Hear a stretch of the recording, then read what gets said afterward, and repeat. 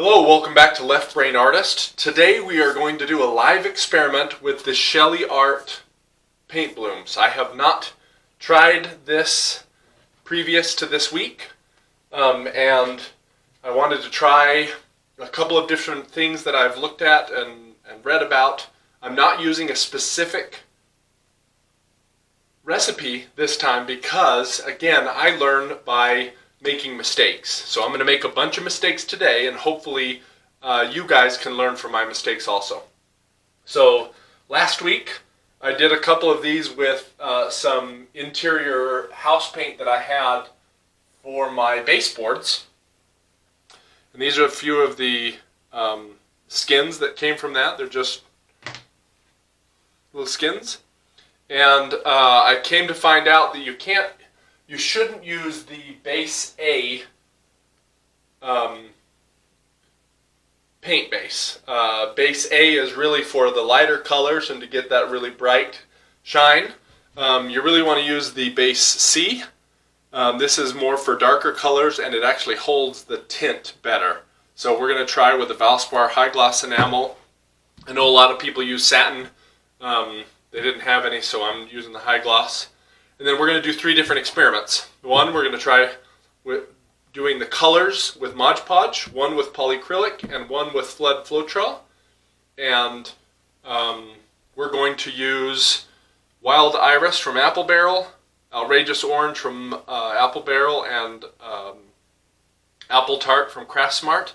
And then for the white, we're going to use Titanium White from Liquitex. So let's get to it.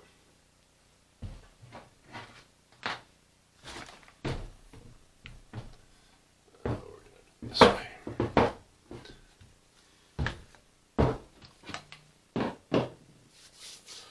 So the concept of the Shelee Art is, one, we put what is called a pillow down, which is going to be the first section of paint, which is going to be this high gloss or this enamel base C from Valspar, and we're just going to put it down straight. The second thing, we're going to mix these colors, one again with Mod Podge, one with polyacrylic, and one with Floetrol, and then we're going to mix white with these same things. I know a lot of people use a different item for the cell activator, but we're going to try using the same things first to see how it interacts, and then we can decide what we want to change with the cell modifier to make it really pop.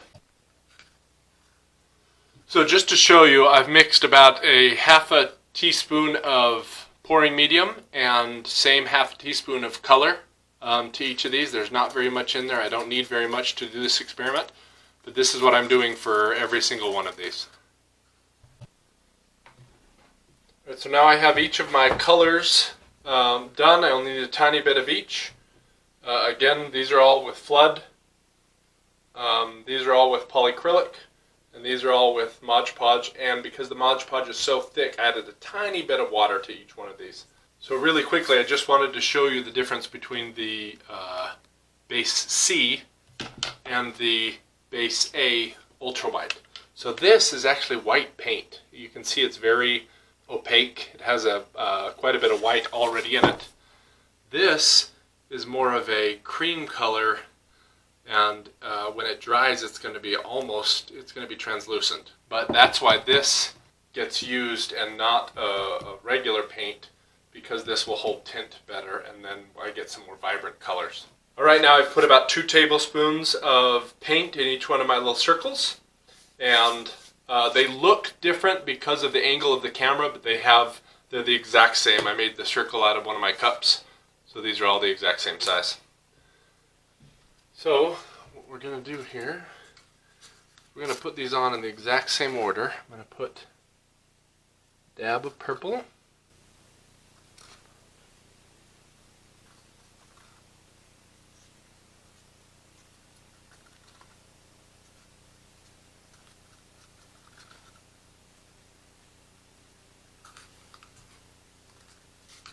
going to go orange next.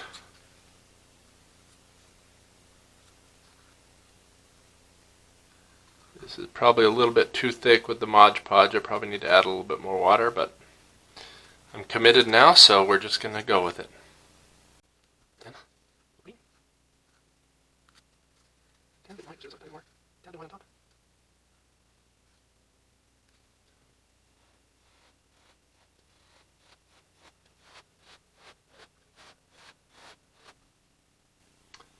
see, that was too thick. So the cells really didn't have a chance to form, but I get much better color density than I did with these with the base A. See, the color is much darker. So let's do the same thing with the polyacrylic.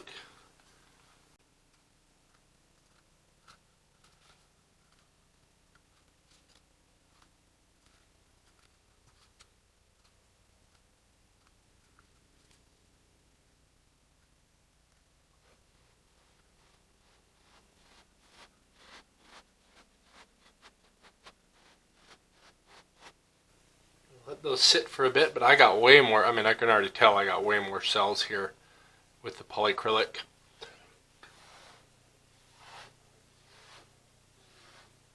And the color stayed much, much better. So one thing to note, I know it's kind of hard to see here, but you see how I have a ton of the white here? What's happening is because the white's so heavy, it's kind of pushing itself down and pulling the other paint on top of it. So that white will gradually disappear, and then I'll just have the veins of white instead of a big thing of white in the middle. That's why we want to let it rest.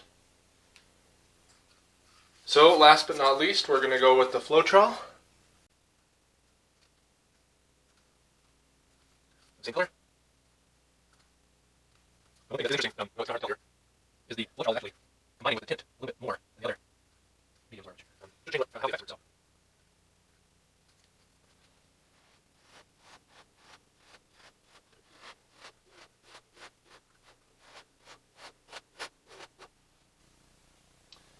The same thing with the Floetrol. I'm seeing lots more cells than I did with the Mod Podge. So I did spread these out a little bit more. So these ones that I didn't spread out as much, I'm going to blow a tiny bit more.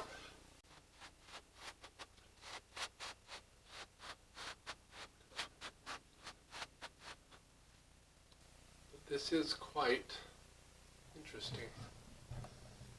Pull this off really quick. I'm going to go in. Get my thing here.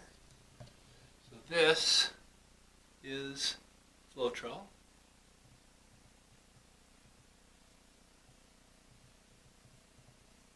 You get a lot of little cells popping up in there. This is the polyacrylic.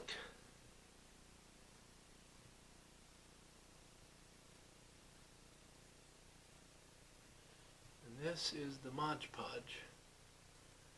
After the second blow, I got a little bit more cells. So one thing to note is you can tell right here, if I can get you can tell where the white paint is and where the base is. The base is kind of a more gel color, not quite white, kind of off-white, and you can see the difference between the two there. So, there you have it. One, Floetrol makes the most cells. Two, the most vivid color actually came from the polyacrylic. If you notice, I got some pretty vivid color there. Second to the Mod Podge and third to the Floetrol. We'll see how they dry, and I will bring you back for that in just a second. If this is the type of experimentation and videos that you like, please subscribe and hit the bell icon to get notified. We also have a beginner acrylic pouring series that just started, which I will post in the top here. And go ahead and hit a like if you enjoyed this. That really does help our channel, and we'll be right back to show you the dried versions. Alright, we're back. Everything's dry. Again, these are the ones that were done with Mod Podge. These are the ones done with polyacrylic, and these were the ones done with Flood. So a couple things I noticed right off the bat. First of all, I did use the untinted base specifically for this purpose, so that I could see where the color was going to end up and not be affected by the white paint beneath. So with Flood, the paint really spread out a lot. I didn't get a lot of solid paints, which in this case I want. So Flood as the pouring medium for the actual paint colors is probably not going to work.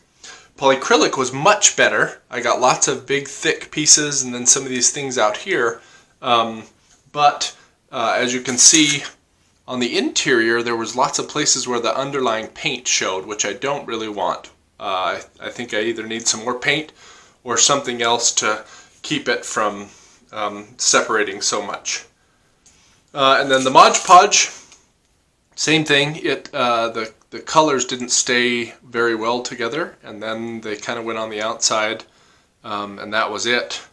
So I'm going to do this experiment again. I really like being able to not use a lot of paint. I put this plastic sheeting down because these things come right off, and then I can take pictures of them and keep them if I want. So I'm going to try the same thing. I'll probably use a tinted base, probably use polyacrylic as part of my color base, but I'll most likely add this into my colors to give it a little darker color, and use a white untinted base in the next. If this is the type of video you enjoy, please like, subscribe, hit the bell icon, and I will see you for our next Pour Blooms experiment next week.